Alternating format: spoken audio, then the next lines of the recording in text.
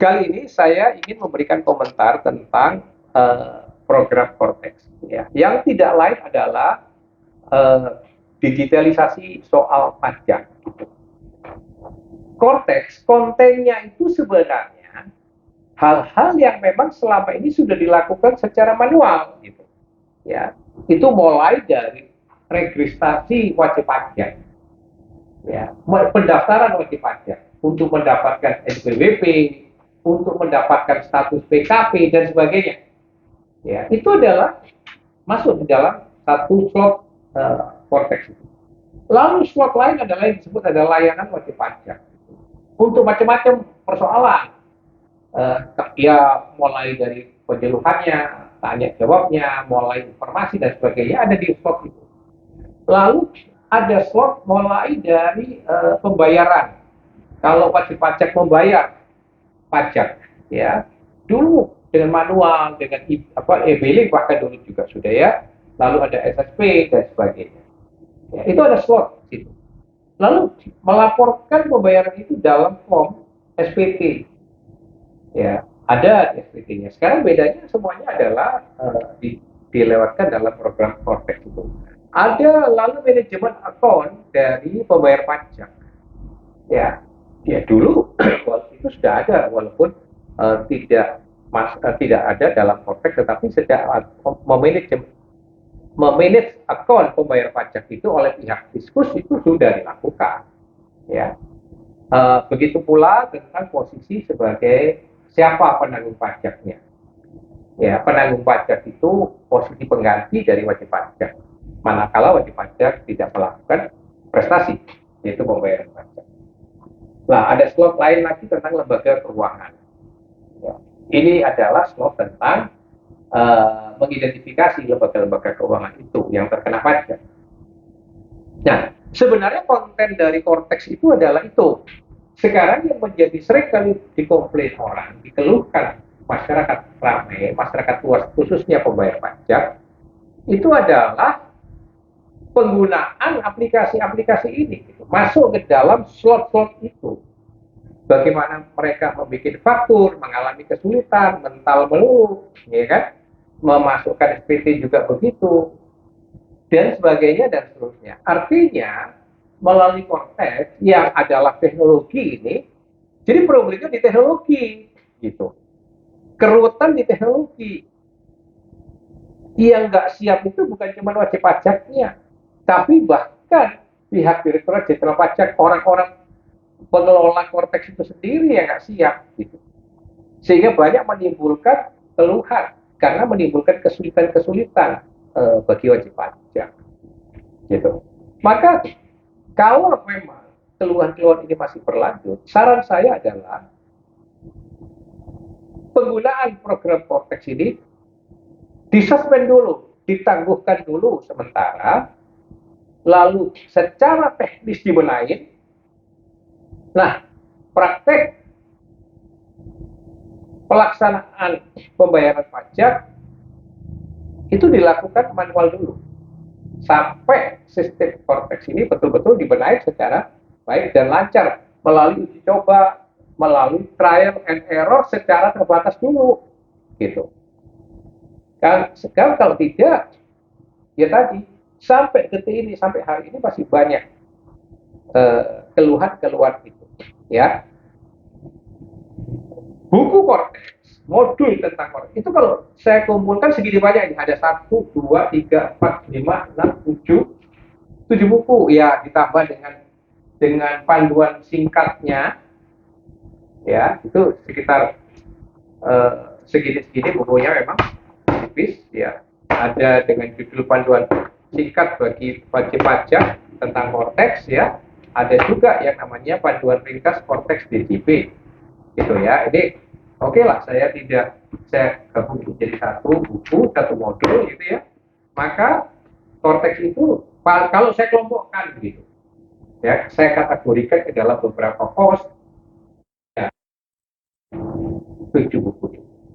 Nah, kalau ini saya susun, saya tumpuk, maka tingginya itu sekarang menjadi segini.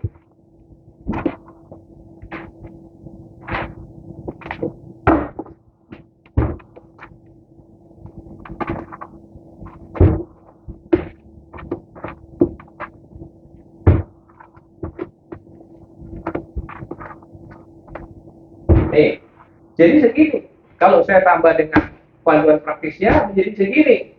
Nah ini kan nggak masuk akal rasanya, nggak akan semua wajib pajak bisa atau sempat atau mau mempelajari buku tentang korteks seksual itu. Jadi dengan kata lain, jangan sampai teknologi lebih banyak mau menyusahkan wajib pajak gitu. Jangan sampai dampak daripada teknologi bukan lebih memperlancar, mempermudah, tapi malah menimbulkan banyak kesulitan. Ya. Karena apa? Nanti itu implikasinya pasti kepada hak dan kewajiban, pelaksanaan hak dan kewajiban BP. Ya, dengan teknologi yang makin membuat sulit, membuat susah, itu dampaknya akan lebih banyak merugikan wajib pajak. Karena itu saran saya, kalau memang program Korteks ini belum cukup lancar, tangguhkan dulu untuk sementara, kembali dulu pelaksanaan hak kewajiban pajak itu secara manual dulu, lalu melalui trial and error secara terbatas, dibenahi dulu program Korteks ini sampai betul-betul lancar. Dan bikinlah sebenarnya sederhana itu tuh, masyarakat Indonesia ini belum semua melek teknologi. Kita mesti sadar, kita salut setuju bahwa semua sekarang main di digitalisasikan, itu setuju bagus.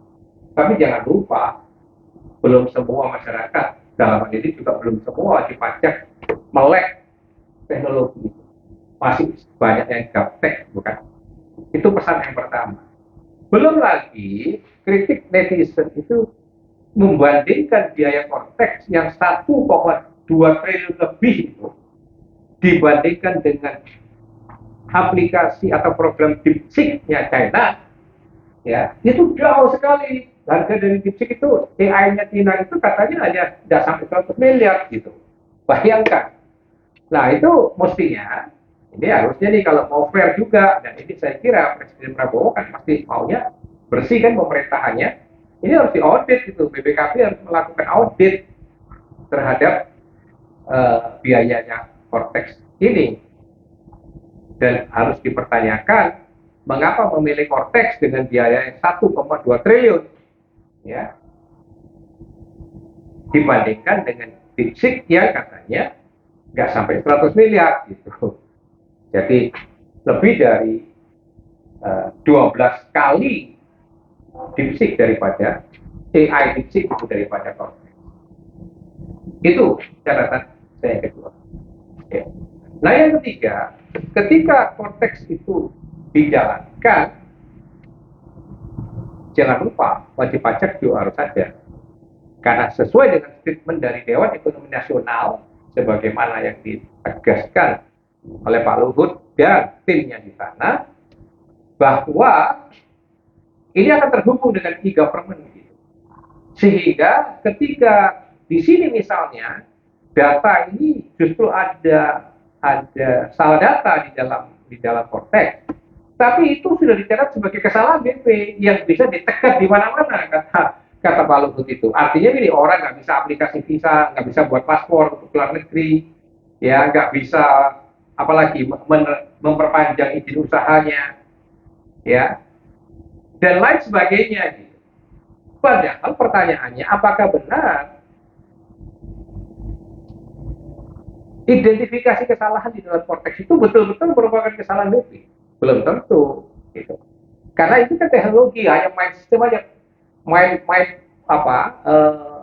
putus secara sepihak saja. Nah, pertanyaannya bagaimana cara wajib pajak melakukan appeal, melakukan counterfiling, melakukan pembelaan terhadap identifikasi kesalahan di dalam Korteks atau yang sudah terlanjur dihubungkan kepada e-government itu. Itu problem hukum tersendiri juga.